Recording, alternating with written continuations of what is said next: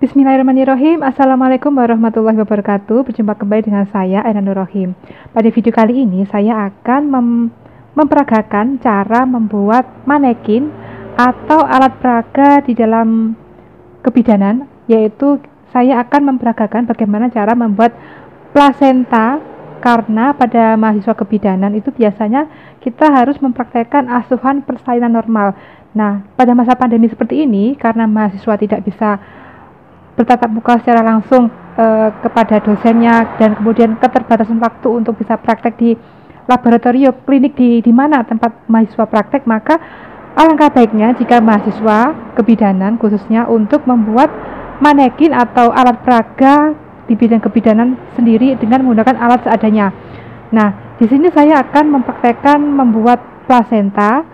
Di sini plasenta dari kain dan juga dari beberapa bahan, dan juga saya juga akan memperagakan bagaimana cara membuat manggul tiruan dengan menggunakan kardus, karena di mana mahasiswa dituntut untuk terampil di dalam melakukan asuhan kebidanan atau pertolongan persalinan.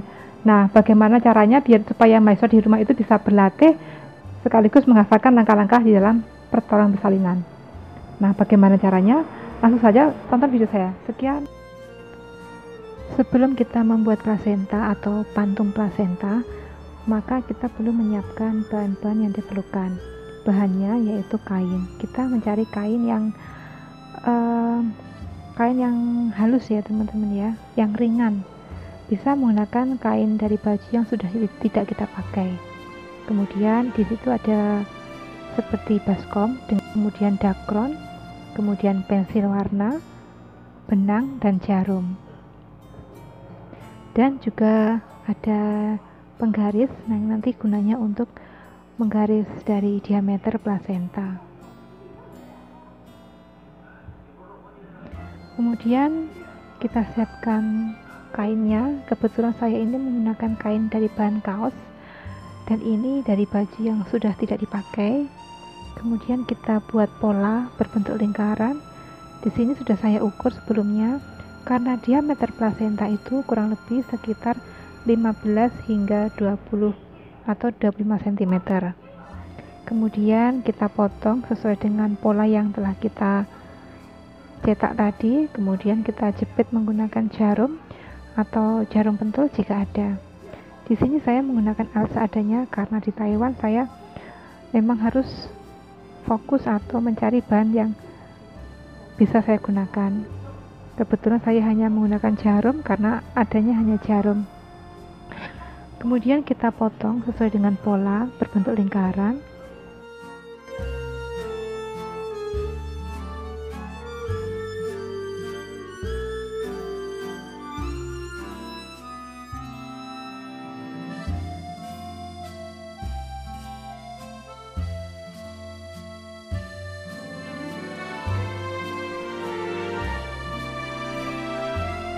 Nah, jika sudah selesai, selanjutnya kita di situ ada dua warna, di mana yang merah ini adalah bagian dari plasenta, sedangkan yang warna merah muda atau pink ini adalah selaput dari plasenta.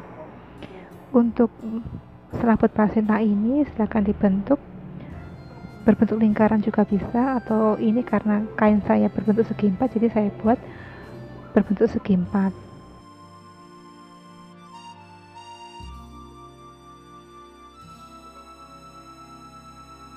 Untuk selaput kita cari kain yang sangat ringan, biasanya ada untuk dalaman baju ya. Nah, kemudian pinggir-pinggirnya ini kita rapikan supaya rapi.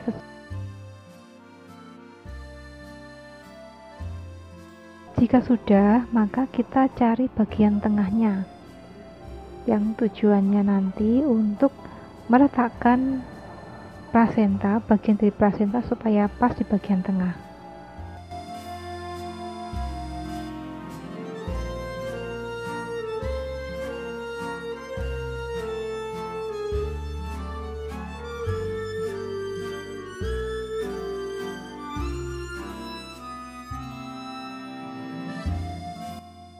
Jangan lupa kita kasih tanda nanti supaya memudahkan kita pada saat meletakkan bagian dari plasenta supaya posisinya pas di bagian tengah.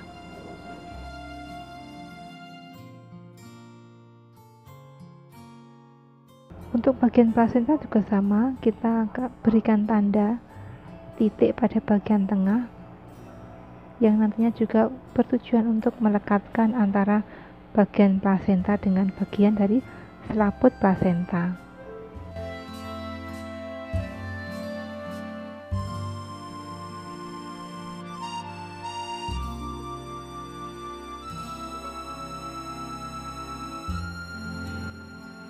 Selanjutnya, kita siapkan benang.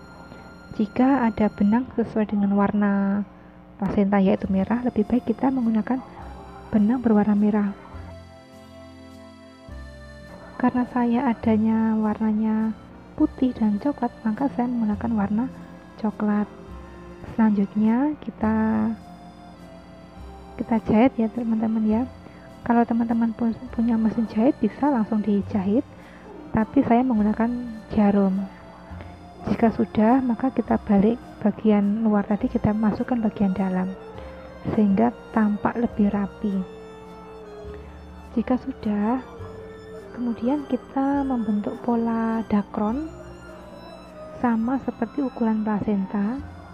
Kita buat pola, kemudian kita gunting sesuai dengan pola yang telah kita buat.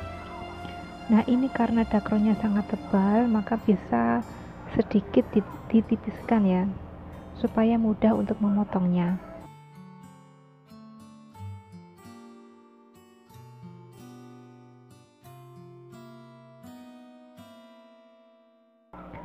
Selanjutnya, dakron ini kita masukkan ke dalam kantong plasenta yang telah kita jahit tadi secara perlahan supaya posisinya itu bisa pipih, tidak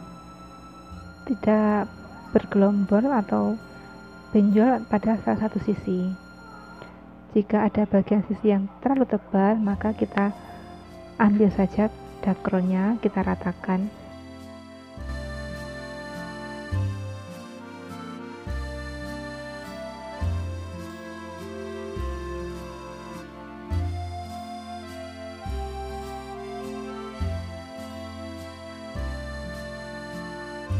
Nah, kita masukkan dakron dan kita rapikan dan sedikit kita tekan bagian atasnya supaya bisa berbentuk pipih. Untuk kerapian ini menyesuaikan ya teman-teman semuanya, jika bisa rapi bulat lebih bagus. Kemudian bagian yang masih terbuka tadi kita jahit menggunakan jarum. Nah, jika sudah, jangan lupa kita potong benangnya.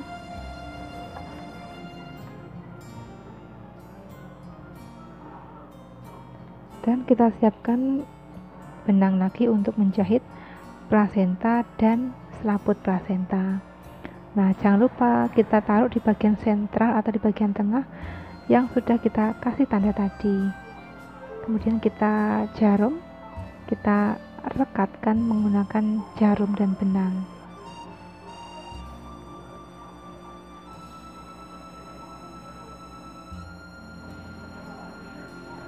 Jadi plasenta ini sangat sering digunakan untuk praktek mbak-mbak mahasiswa kebidanan di dalam melakukan praktek pertolongan persalinan. Maka dari itu, alangkah baiknya jika mbak-mbak bidan, calon bidan itu bisa membuat pantum ini di rumahnya masing-masing, sehingga setiap saat dan setiap hari bisa berlatih menolong persalinan sendiri secara mandiri dengan menggunakan checklist yang telah dibagikan oleh ibu-ibu dosennya, sehingga nanti pada saat kita sudah terjun di lapangan atau praktek klinik, maka kita sudah tidak bingung lagi atau tidak kaku lagi pada saat melakukan pertolongan persalinan. Untuk mahasiswa itu masih belum boleh menolong tapi masih membantu. Nah, untuk bagian fetal atau bagian janin ini kita kasih gambar, ini adalah pembuluh darah. Jadi untuk plasenta ini ada dua sisi, yaitu sisi fetal atau janin dan juga sisi ibu. Untuk bagian yang saya jahit ini adalah sisi yang berhubungan dengan bayi. Nah, untuk yang merah itu adalah bagian dari maternal atau sisi bagian ibu yang melekat di rahim ibu. Kemudian pada sisi pojok-pojok dari pembuluh darah yang sudah kita kasih tanda tadi kita jahit ya teman-teman ya. Nah, akhirnya sudah jadi plasenta dan selaput plasenta. Selanjutnya kita kasih tali. Ini untuk membuat tali pusat boleh menggunakan bahan dari apa saja. Kebetulan saya ini menggunakan tali sepatu. Nah, untuk tali pusat ini karena berhubungan dengan janin, maka letaknya di bagian fetal atau bagian sisi yang melekat dengan janin. Nah, akhirnya pantum plasenta sudah jadi, sekaligus ada tali pusatnya.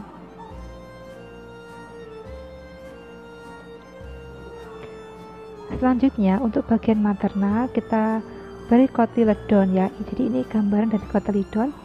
Untuk kotiledon ini kurang lebih sekitar 15 hingga 20 kotiledon atau bagian yang melekat di rahim ibu. Kemudian kita siapkan lilin. Tujuannya nanti untuk sedikit membakar pojok-pojok dari kain bagian selaput dari plasenta. Karena saya tidak ada robis ya teman-teman ya. Robis itu adalah seperti untuk menjahit pinggirnya. Nah, selanjutnya kita akan membuat alat peraga untuk membuat panggul. Panggul ini saya buat dari kardus. Nah, saya mencari alat atau gelas berdiameter 10 cm karena kita membayangkan bahwa pembukaan lengkap ya 10 cm. Nah, kemudian saya buat lingkaran pada satu sisi dari kardus, kemudian saya potong menggunakan cutter atau alat apa saja yang bisa digunakan.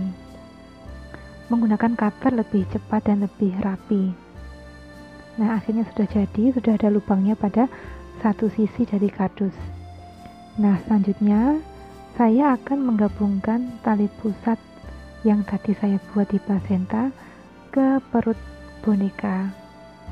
Jadi bagian perut bayi juga kita pasang tali pusat, maaf bukan plasenta tapi tali pusat.